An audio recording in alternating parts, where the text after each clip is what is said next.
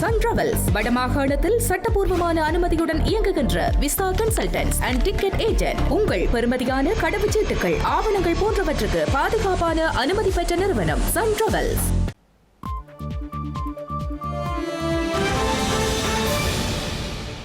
வணக்கம். இது ஐபிசி தமிழின் இரவு நேர பிரதான செய்திகள். முதலில் தலைப்புச் செய்திகள்.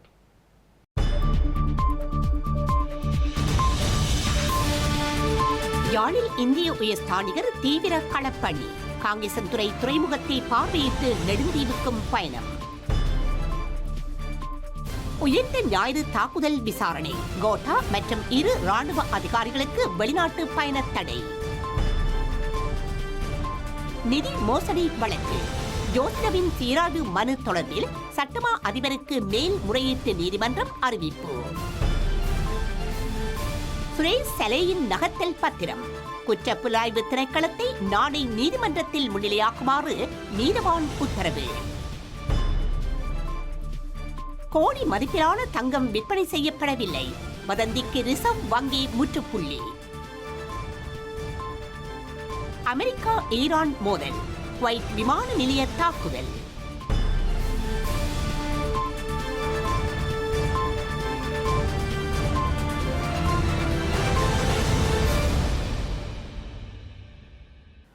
இனி விரிவான செய்திகள். இந்திய நிதியுதவியின் கீழ் காங்கேசன் துறைமுகம் அபிவிருத்தி செய்யப்பட உள்ளதாக இந்திய உயர்ஸ்தானிகர் நேற்று கூறிய நிலையில் இன்று காங்கேசன் துறைமுகத்தை பார்வையிட்டுள்ளார். இலங்கைக்கான இந்திய உயர்ஸ்தானிகர் சந்தோஷ் ஜா இன்றைய தினம் காங்கேசன் துறைமுகத்திற்கு பயணம் மேற்கொண்டு அதனை பார்வையிட்டுள்ளார்.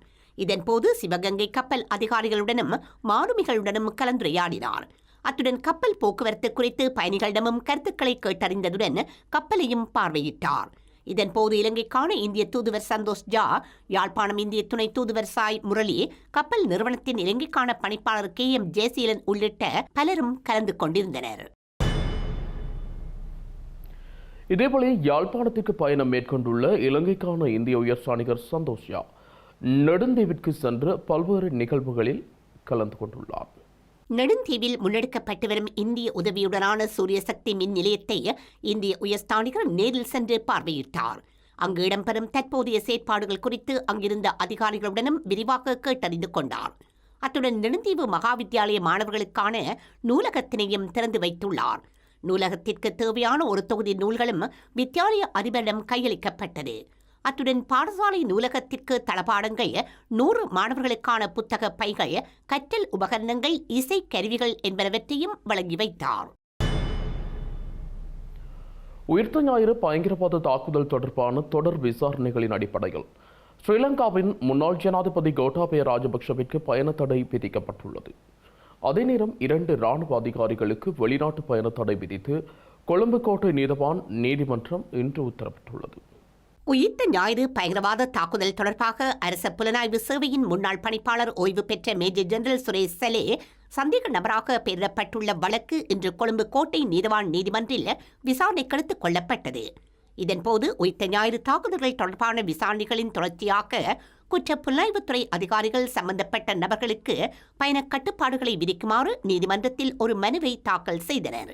அந்த மனுவை பரிசீலித்த நீதிபதி முன்னாள் ஜனாதிபதி கோட்டாபய ராஜபக்ச, முன்னாள் ராணுவ கேர்னல் முகமது அன்சார் மற்றும் முன்னாள் புலனாய்வு அதிகாரி பிரேமானந்த உடலகம ஆகியோருக்கு பயண தடைகளை விதித்து உத்தரவிட்டுள்ளார்.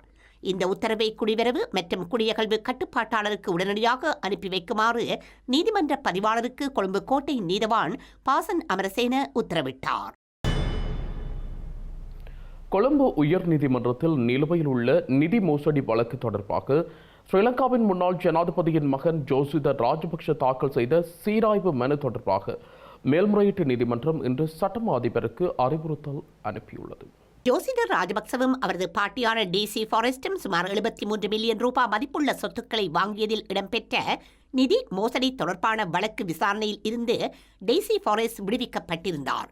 அவரது மனநிலையை கருத்தில் கொண்டு அவர் விடுவிக்கப்பட்ட போதிலும் தனக்கு எதிரான சதி வழக்கை அரசு தரப்பு தொடர அனுமதித்த உயர் நீதிமன்ற உத்தரவை எதிர்த்து ஜோசித ராஜபக்ச வழக்கு தொடர்ந்தார். தனது பாட்டியை விடுவித்துவிட்டு தனக்கு எதிரான நடவடிக்கைகளை தொடர்வது சட்ட மீறலாகும் என அவர் தனது மனுவில் கூறியிருந்தார். இந்த நிலையில் யோஷித ராஜபக்சவினால் சமர்ப்பிக்கப்பட்ட மறுசீராய்வு மனுவை எதிர்வரும் 16ஆம் தேதி விசாரணைக்கு எடுத்துக் கொள்வதற்கு மேன்முறையீட்டு நீதிமன்றம் அனுமதி வழங்கியுள்ளது.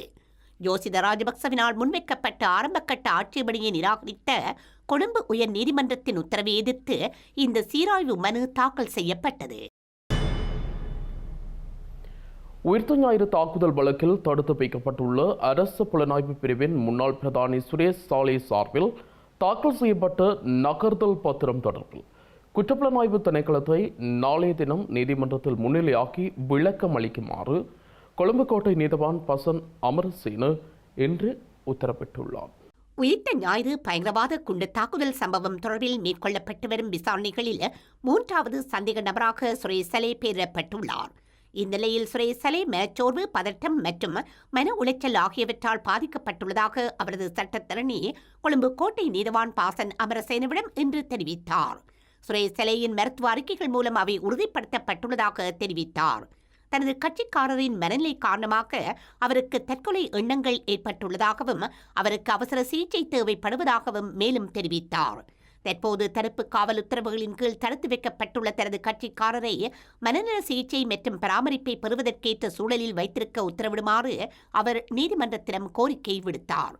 எனினும் வழக்கின் எதிராளிகள் யாரும் நீதிமன்றில் முன்னிலையாகாத காரணத்தினால் நீதிபதி அவசரமானதாக கருதி நாளை பிற்பகல் 2 மணிக்கு வழக்கை மீண்டும் விசாரணைக்கு எடுத்துக் கொள்ளுமாறு உத்தரவிட்டார்.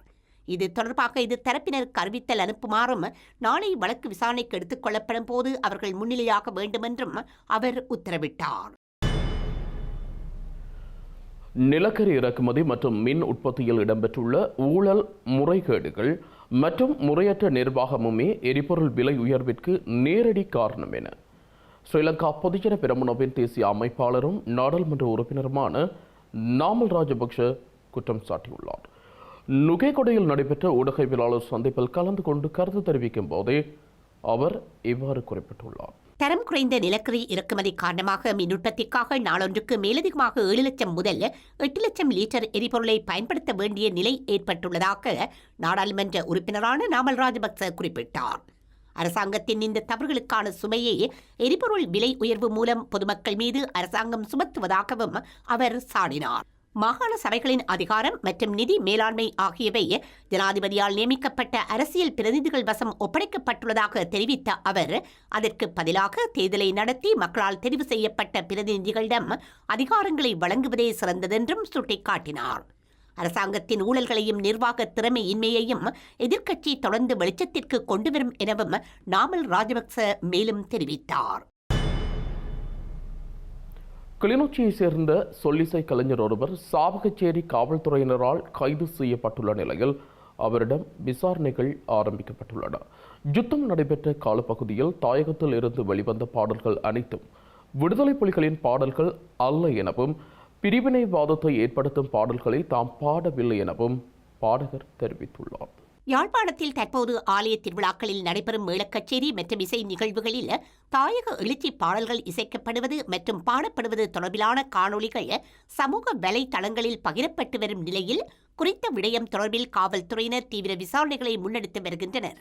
இந்த நிலையில் உரும்பிராய் பகுதியில் கடந்த வாரம் நடைபெற்ற இசை நிகழ்வில் தாயக பாடல்களை பாடிய குற்றச்சாட்டில் தாயகத்தின் புகழ்பூத்த பாடகரான மறைந்த பாடகர் SG சாந்தனின் மகனான கோகுலன் உள்ளிட்ட இருவரை கோப்பாய் காவல்துறையினர் விசாரணைக்கு அழைத்து கடுமையான விசாரணைகளை முன்னெடுத்து வாக்குமூலங்களை பெற்ற பின்னர் விடுவித்திருந்தனர்.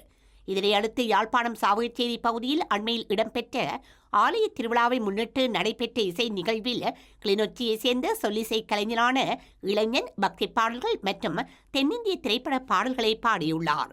தான் இசை நிகழ்வில் பாடிய குறித்த பாடல் காணொளிகளுக்கு ஏற்கனவே தனது இசை சேர்க்கையில் பாடிய சொல்லிசை எழுச்சி பாடலை இணைத்து அதனை தனது சமூக ஊடகங்களில் பகிர்ந்துள்ளார். குறித்த பாடல்கள் சமூக ஊடகங்களில் பரவியதை அடுத்து தென்னிலங்கையில் பலரும் கடுமையான விமர்சனங்களையும் இரவாத கருத்துக்களையும் முன்வைத்து வருகின்றனர். இந்நிலையில் குறித்த காணொளி தொடர்பில் விசாரணைகளை மேற்கொண்ட மாவட்ட குற்றத்தடுப்பு காவல்துறை பிரிவினர் பாடலை பாடிய கிளிநொச்சியைச் சேர்ந்த இளைஞனை கைது செய்து சாவகச்சேரி காவல் நிலையத்தில் ஒப்படைத்துள்ளனர். காவல் நிலையத்தில் தடுத்து வைக்கப்பட்டுள்ள இளைஞனை காவல்துறையினர் தீவிர விசாரணைகளுக்கு உட்படுத்தி வருகின்றனர். யுத்தம் நடைபெற்ற காலப்பகுதியில் தாயகத்திலிருந்து வெளிவந்த பாடல்கள் அனைத்தும் விடுதலை புலிகளின் பாடல்கள் அல்ல என பாடகர்கள் தெரிவித்துள்ளனர். அக்கால பகுதியிலும் காதல் பாடல்கள், பக்தி பாடல்கள், யுத்தத்தால் ஏற்பட்ட இழப்புகள், வலிகளை கூறும் பல பாடல்கள் வெளிவந்ததாகவும் பிரிவினைவாதத்தை ஏற்படுத்தும் பாடல்களை தாம் பாடவில்லை எனவும் பாடகர்கள் தெரிவித்துள்ளனர். இலங்கையில் கடந்த ஒரு மாத கால பகுதிக்குள் மாத்திரம் 360க்கும் மேற்பட்ட இணையவழி நிதி மோசடி சம்பவங்கள் பதிவாகியுள்ளதாக இலங்கை கணனி அவசர தயார் நிலை பிரிவு தெரிவித்துள்ளது. மோசடிக்காரர்கள் தற்பொழுது பொதுமக்களை ஏமாற்றுவதற்காக புதிய தந்திரோபாயங்களை கையாண்டு வருவதாக கணனி அவசர தயார்நிலை பிரிவின் முதன்மை தகவல் பாதுகாப்பு பொறியியலாளர் ஷாருக்க தமனுபொல எச்சரித்துள்ளார். உலகளவில் மற்றும் உள்நாட்டில் நன்கு அறியப்பட்ட பிரபல வர்த்தக நாமங்களின் பெயர்கள் மற்றும் இலச்சினைகளை பயன்படுத்தி மோசடிக்காரர்கள் சமூக ஊடகங்கள் மற்றும் இணையதளங்களில் போலி விளம்பரங்களை உருவாக்கி பரப்புகின்றனர் எனவும் அவர் குறிப்பிட்டுள்ளார். இந்த போலியான விளம்பரங்கள் மூலம் பயனர்களின் மிக ரகசியமான தனிப்பட்ட விவரங்கள் மற்றும் நிதிசார் தகவல்கள் திருடப்படுகின்றன எனவும் குறிப்பிட்டுள்ளார். இவ்வாறு பதிவான முறைப்பாடுகளில் பெரும்பாலானவை இணையவழி போலியான விளம்பரங்கள் ஊடாக பொதுமக்களின் வங்கி அட்டை விவரங்களை அநாகரிகமான முறையில் திருடிய சம்பவங்களுடன் தொடர்புடையவை என அவர் சுட்டிக்காட்டியுள்ளார். இந்திய ரிசர்வ் வங்கி தன்வசமுள்ள கோடி ரூபாய் மதிப்பிலான தங்கத்தை சர்வதேச சந்தையில் விற்க உள்ளதாக கடந்த சில நாட்களாக சமூக ஊடகங்களிலும் சில ஊடகங்களிலும் செய்திகள் வெளிவந்திருந்தன. இந்த தகவல் பொதுமக்கள் மற்றும் நிதி சந்தையினர் இடையே பெரும் பரபரப்பை ஏற்படுத்தியிருந்தது. இந்த நிலையில் வெளியாகும் செய்திகள் முற்றிலும் உண்மைக்கு புறம்பானவை என்றும் அப்பட்டமான வதந்திகள் எனவும் ரிசர்வ் வங்கி வெளியிட்டுள்ள அதிகாரப்பூர்வ அறிக்கையில் குறிப்பிடப்பட்டுள்ளது. தேவையற்ற வதந்திகளை பொதுமக்கள் நம்ப வேண்டாம் என்றும் கோரப்பட்டுள்ளது. அமெரிக்காவிற்கும் ஈரானுக்கும் இடையே போர் நிறுத்தம் ஒன்று உருவாக்கப்பட்ட பின்னர் மிக கடுமையான மோதல்கள் மீண்டும் வெடித்துள்ளன. இன்று அதிகாலையில் ஈரானிய ஏவுகணைகள் மற்றும் ஆளில்லா வான்கலன்கள் தாக்கியதில் குவைத்தின் சர்வதேச விமான நிலையம் சேதமடைந்துள்ளது. ஈரான் மீதான அமெரிக்க போர் ஆரம்பிக்கப்பட்ட பின்னர் ஈரானிய தாக்குதலில் சேதமடைந்த குவைத் சர்வதேச விமான நிலையம் நேற்று முன்தினம் திங்கட்கிழமை மீண்டும் திறக்கப்பட்ட நிலையில் இன்று காலை மீண்டும் அதனை ஈரான் அளித்துள்ளது. சர்வதேச விமானங்களுக்கான முக்கிய மையமாக இருக்கும் ரேன்மிலர் வன் எனப்படும் முதலாவது முனையத்தை இன்று அதிகாலை ஈரானிய ஏவுகணைகள் மற்றும் ஆளில்லா வான்கலன்கள் தாக்கியதில் அதில் சேதமடைந்துள்ளதாகவும் பலர் காயமடைந்துள்ளதாகவும் தெரிவிக்கப்பட்டுள்ளது. இந்த தாக்குதலை அடுத்து குவைத்தில் விமான போக்குவரத்து மற்றும் வான்வழி சேவைகள் யாவும் இடைநிறுத்தப்பட்டுள்ளன. செய்திகளின் நிறைவாக மீண்டும் தலைப்புச் செய்திகள்.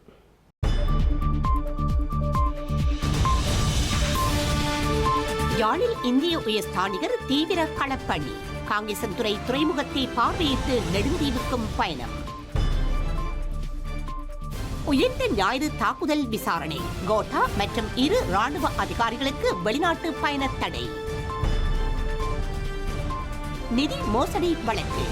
ஜோத்ரவின் சீராய்வு மனு தொடர்பில் சட்டமா அதிபருக்கு மேல்முறையீட்டு நீதிமன்றம் அறிவிப்பு.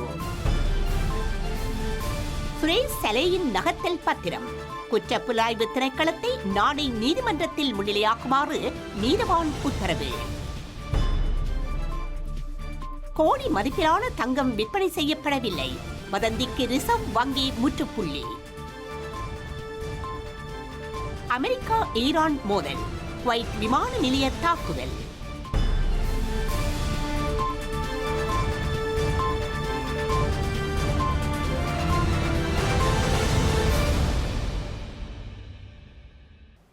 இத்துடன் ஐபிசி தமிழின் இரவு நேர பிரதான செய்திகள் நிறைவு பெற்றன. உடனுக்குடன் செய்திகளை அறிந்து கொள்ள ibctamil.com என்ற நமது இணையதளத்தை பார்வையிடுங்கள். வணக்கம்.